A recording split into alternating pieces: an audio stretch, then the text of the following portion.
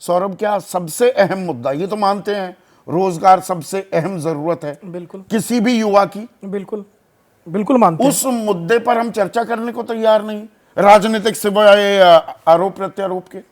नहीं, चर्चा हो रही है ना, आप चर्चा कर रहे हैं, देखिए टेलीविजन पे चर्चा तो अभी हो रही है। अच्छा।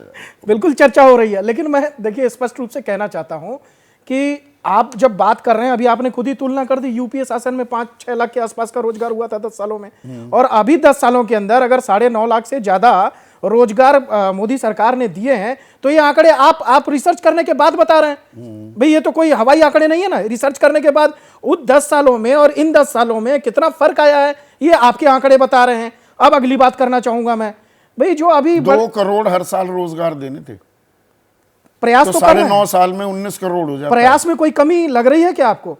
अगर कोई सरकार प्रयास करने की कोशिश कर रही है, मंत्रालयों के अंदर, विभिन्न मंत्रालयों के अंदर जा करके वैकेंसी ढूंढी जा रही है, ग्रुप ए की देखिए 23,584 वैकेंसी निकाली, ग्रुप बी से निकाली 26,282, कुल मिलाकर के जो नॉन गैजेटेड है 8.34 लाख पोस्ट खाली। ये सरकार ने 2019 में रेलवे भर्ती जो निकली थी, नियुक्ति पत्र अब देकर नई नौकरी बता दिया जाता है, ये भी एक हकीकत है। नहीं, देखिए रेलवे के अंदर जो निकली थी वैकेंसी जो है, उसको अभी लगातार जो है उसके अंदर भरने का सरकार काम कर रही है। और रोजगार मेले के माध्यम से, जो आपने अभी जिक्र किया कि प्रधानमंत्री हर महीने रोजगार मेले लगा रहे हैं, वो तो खाली पड़े पद उनकी भर्ती हो रही है ना, उनकी भरपाई हो रही है। सर ये खाली नहीं पड़े हैं, आप ये देखिए कि ये मोदी सरकार ने पता किए, उन्होंने आंकड़े निकलवाए कि मंत्रालयों के अंदर कितने पद खाली हैं। पहले ये आंकड़े निकल करके नहीं आते थे, ये आंकड़े पता ही नहीं चलते थे कितनी वैकेंसी है। अभी जनता के सामने स्पष्ट रूप से बताया जा रहा है कि इतने मंत्रालयों के अंदर इतनी वैकेंसी खाली है, तो सरकार उनको तो भरेगी ना। कौशल विकास 1,37,00,000 लोगों का, नौकरी 24 लाख को।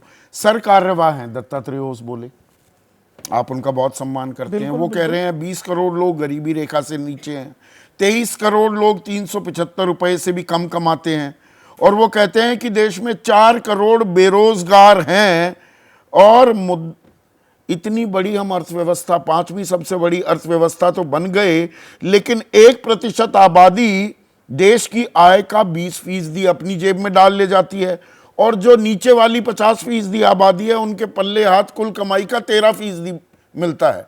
मैं अब बेरोजगारी से आय भी जोड़ रहा हूं, ये आर्थिक असमानता कहां लेकर जाएगी युवा को? नहीं, बिल्कुल देखिए, आप जो बात कह रहे हैं संदीप जी, अभी आपने स्किल डेवलपमेंट की बात की, और उसके अंदर आपने बोला कि इतने लोगों को हमने ट्रेंड किया और उसके अंदर इतने लोगों को रोजगार मिला। तो जो रोजगार मिला और स्किल डेवलपमेंट की योजना चल रही है, वो एक तरह से आत्मनिर्भर भारत के लिए भी तो काम कर रही है। आत्मनिर्भर हो रहे हैं हम। क्यों? वहां पर बहुत सारे लोग अपना स्टार्टअप नहीं खोला क्या? दहाई के आंकड़े में बेरोजगारी पहुंच गई, स्टार्टअप 4 में से 3 बंद हो जाते हैं। सौरभ, नहीं, आप देखिए, आदमी जो है, अगर आप उसको जो है पहले आप ट्रेनिंग देते हैं, उसको रोजगार के बड़ी अलावा कंपनियों ने ऑन कैंपस हायरिंग बंद कर दी। नहीं, ऐसा नहीं है, बड़ी कंपनियों में बहुत हायरिंग चल रही है। आप पिछले 2 महीने का आंकड़ा उठा करके देखिए, टीसीएस के अंदर जो है अभी 1 लाख वैकेंसी का उदाहरण दे देंगे। एमएसएमई जो बिल्कुल बैठ गया, उसका क्या हुआ? नहीं, मैं इक्का दुक्का नहीं दे रहा हूं, मैं इक्का दुक्का नहीं दे रहा हूं। आप जाकर के देखिए, 2 महीने के अंदर तमाम आईटी कंपनियों ने अभी वैकेंसी के लिए पद निकाले हुए हैं, वो हायर कर रही हैं। और आप ये दावा कर रहे हैं, एक सेकंड अभी इसकी तस्दीक करा लेते हैं। जब सियासत के शोर में खबर खोने लगे, जब सूचनाएं कम, हंगामा ज्यादा होने लगे, तब जरूरी है संविधान के पन्ने पलटना, खबर की तह हटाकर आगे निकलना। मगर ये करेगा कौन? इसलिए अब टूटेगा मौन, जिसे मालूम है सियासत की बिसात, जिसने देखी है सत्ता की शह और मार।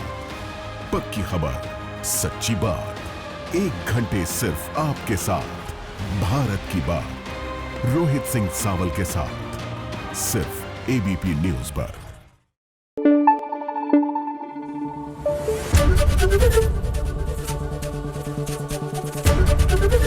एबीपी न्यूज आपको रखे आगे।